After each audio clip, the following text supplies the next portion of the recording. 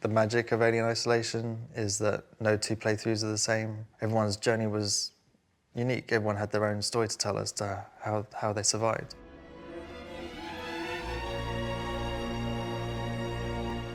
I'm Al Hope. I'm creative director of Alien Isolation. I'd always loved games. I'd made games with school friends and we'd actually almost got them published. I studied fine arts at university and was finishing my course as a painter and sculptor. I felt completely unemployable. I one day picked up a magazine just to see what was happening in the games world again, and at the back of the magazine there were adverts for games jobs, and I could not believe it because I'd always imagined that working in games would be so cool that they'd never need to advertise. And then 3 months later I started as a trainee artist at Creative Assembly. When I first started it was a really small team. I was employee number 8 and we made sports games. They were more niche titles, so my first game I ever made was an Australian rules AFL game, which was actually a really amazing learning experience because it really made you think about the audience and who you were making a game for. I'd always been a really huge Alien fan. I felt like if you could make an experience based in that Ridley Scott world, it'd feel really unique. Games within the franchise had really focused on the James Cameron experience of aliens and marines and a lot of shooting. We really wanted to make a game that was about survival and not about killing, where just one alien could be really terrifying and a real amazing challenge. We wanted a game that felt like a game of cat and mouse, where you weren't being hunted, where you had to use moment-to-moment decision-making in order to survive. And a game about kind of tension and release, a game full of atmosphere.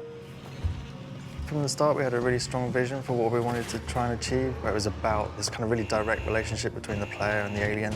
Cinema's greatest killer. One of the things we did right early on was to create it was kind of like a mood piece. It was just a very short couple of minutes. We kind of recreated the Nostromo from the first film, and you could walk around and explore, and that just felt amazing. And at the end of this little mood piece, this enormous alien that towered over the player descended from the ceiling. It really captured the essence of what we were trying to do, this kind of one-on-one confrontation.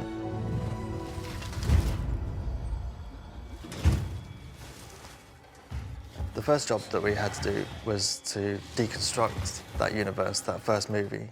Now, the original movies run about 116 minutes long, and that's great for a movie, but we knew we needed to generate hours and hours of content. We really wanted to create something that felt true in spirit to the original, and so relying on source material was really important to us. So set design, continuity Polaroids, props. It was a really great insight into that world. This really tactile, physical world is the thing that you're trapped in. You're in this kind of pressure cooker. It's also the thing that's going to save you, because just by hiding under something or behind something, you have the chance of surviving. And so we really wanted a world that felt very credible. The movie really downplays a lot of the sci-fi aspects. It's obviously set in the future, but it's kind of baked in the past. It's a 1979 view of what the future will be like. Technology isn't going to be the thing that saves you, because it is just very mundane and everyday. And so that was one of the things that was really important to us, that it felt true in essence to that. It was very clunky, chunky, push-button technology.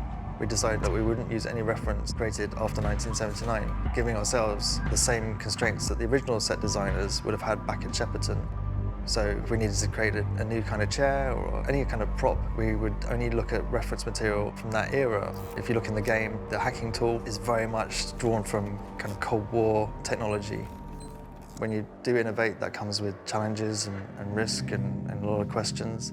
Early on, it was quite daunting because although we had a clear goal of what we were trying to achieve, we weren't really sure how we were going to do it. We realized that actually for it to be truly scary, you couldn't know what was going to happen next.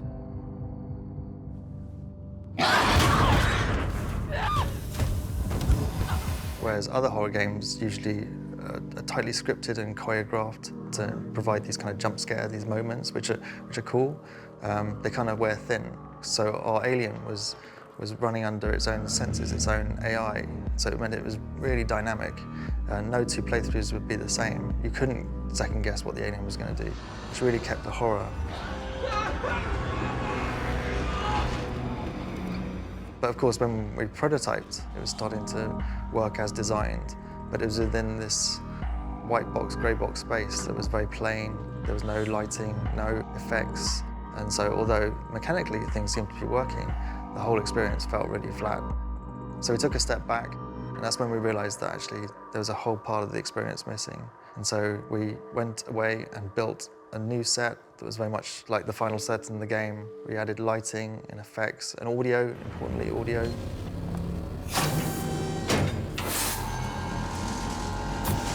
And then we ran the demo again with the same code. And as the player played, they took a wrong turn and were attacked by the alien. The entire team who were watching the playthrough jumped all at once. And we knew at that point that we'd got it, we'd nailed it. Although these look really alien, they're all brand new original elements just put together to make it feel like Alien. So the big aspects of this game were the lighting and the sound effects, all the things that contributed to the atmosphere. Good luck, Ripley. Hurry if you can. We wanted a game where just standing still could feel really tense. This game was like none other that we'd made before. At the core of the game was this dynamic AI. The AI was spread across all the different entities, so we had the alien, obviously, which was constantly searching for the player and reacting to the player and the world around it. But we also had the androids and the other humans in the world. And they all reacted and worked under their own sensors as well. This could require my attention. And so we had this really dynamic, really emergent gameplay. As game designers, we didn't control. We just set up the world and let the player into that space and kind of took a step back. And so that was a really interesting challenge for us, trying to thread a narrative through that kind of gameplay. We knew where the player was going to start, and we knew where the player was going to end. But what happened in between was very much down to the player, and it was very much the player's journey.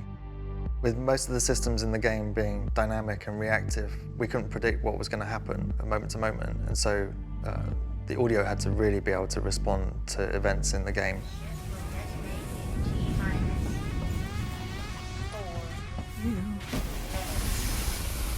The audio team had to create a system which was super dynamic, kind of had to be able to almost remix on the fly, but it also allowed us to do some really interesting things within the kind of a horror context.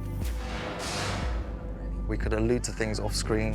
We could, just by changing the sound, really play with the player's emotions. We could also play with space, so as the player got closer to the alien, we could start to dial back environmental sounds and just increase the sound of the player and the alien. So you might be in a room and there'd be a siren blaring, but as the alien approached you, we could reduce that sound and just increase the sound of the alien and the player, just really heightened tension. And all these things kind of worked at a subconscious level. They probably aren't things that the player's really thinking about, but they are absolutely having an effect on that player moment to moment. Making a game like Alien Isolation is really interesting because you work with a really close-knit team, putting all the elements together over many years. You're very much in a bubble, and you have a sort of certain sense of how well you're doing and whether you're actually hitting the target. But I think it's not until you put the game into the player's hands that you really get a true sense of whether or not we cracked it. And I think for me, that was probably one of the most special moments within the whole of the journey, to take the game to game shows or trade shows and have players of every description come in, play the game and experience Alien Isolation, and just see their responses, being attacked by the alien, kind of shrieking with terror and delight, and seeing a huge smile on their face afterwards. Just really felt like we'd actually achieved what we'd set out to.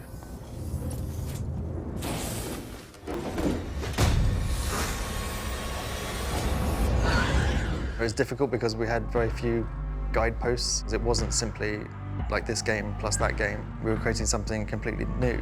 And when you do that, that requires a lot of belief in the team and each other, and in the vision and what we were trying to ultimately create. I think when you're developing a game and when things can seem super broken, it's kind of holding on to that belief. The team had put their heart and soul into this game. No one came to us and asked us to make Alien Isolation. This really was a game that we'd always wanted to play.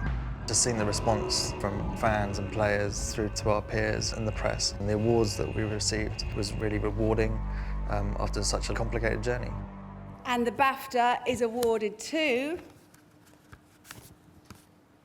Alien Isolation. I just want to say thank you to Creative Assembly and the whole game development team for making such an incredible and atmospheric game. And of course, thank you to BAFTA. We're really honoured to be accepting this. Alien Isolation came from the seed of an idea. With a team around you, believing in each other, you really can create something which is AAA, has millions of fans, and wins awards if you believe in yourself and those around you. signing off.